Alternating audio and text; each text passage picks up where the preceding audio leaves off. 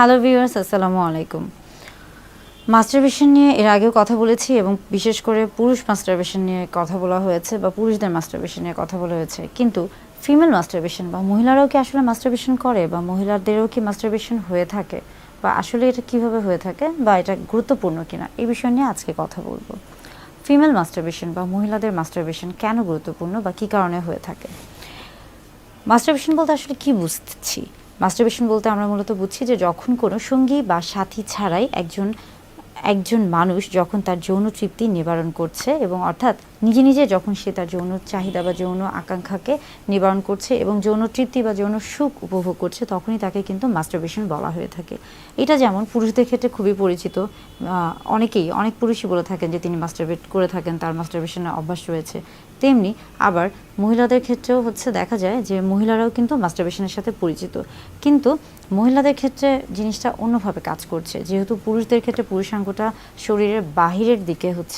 অবস্থান করছে, এই জন্য তাদের ক্ষেত্রে কিছুটা সহজ হয়ে থাকে বা কিছুটা তাড়াতাড়ি হয়ে থাকে, কিন্তু মহিলাদের ক্ষেত্রে মহিলাদের জননাঙ্গ বা মহিলাদের প্রজননতন্ত্রের বেশ কিছু অংশই কিন্তু শরীরের ভিতরে অবস্থিত এবং শুধুমাত্র দেখা যায় যে আমরা বলে থাকি যে ক্লাইটোরিস এটা যেমন বাইরে থাকে বা লেবিয়া মেজোরা মাইনরা,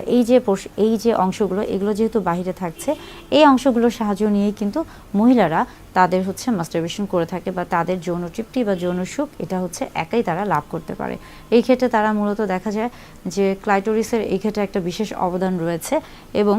অনেক সময়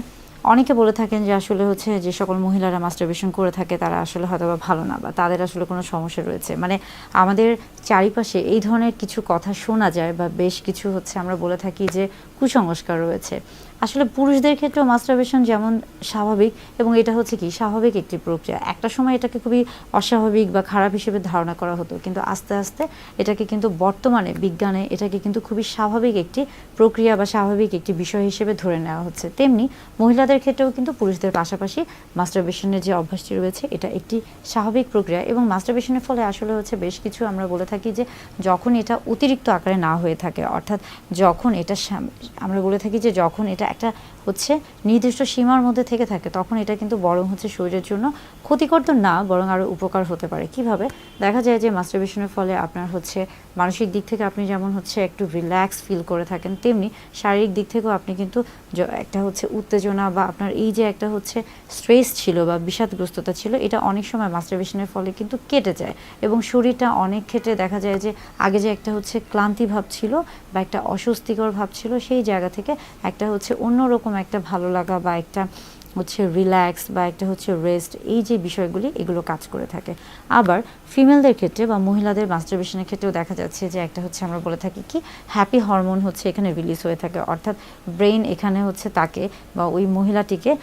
একটা সুন্দর একটা ঠান্ডা একটা আমরা বলে থাকি যে শারীরিক একটা অবস্থান তৈরি করে দেয়, যার ফলে সে কিনা তার মাথার মধ্যে বা তার শরীরের সে শারীরিক বা মানসিকভাবে অনেক ধরনের হয়তো বা অস্বস্তিতে ছিল বা একটা বেশ কিছু ধকল নিয়েছিল, সেই জিনিসগুলো থেকে সে একটা আরাম বা একটা সুন্দর একটা পরিবেশে যেতে পারে। তার বা আমরা বলে থাকি যে বিশ্রামের যে প্রয়োজন রয়েছে, এই প্রত্যেকটা বিষয়ে কিন্তু আসলে জরুরি। বিশেষ করে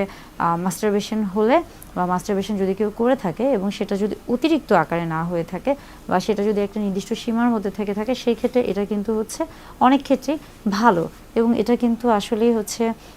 শরীরের জন্য আমরা বলে থাকি যে এতটা ক্ষতিকর না, যদি না সেটা অতিরিক্ত পরিমাণে হয়ে থাকে। তাই পুরুষদের পাশাপাশি মহিলারাও মাস্টারবেশন করে থাকে এবং এটা খুবই স্বাভাবিক একটি প্রক্রিয়া।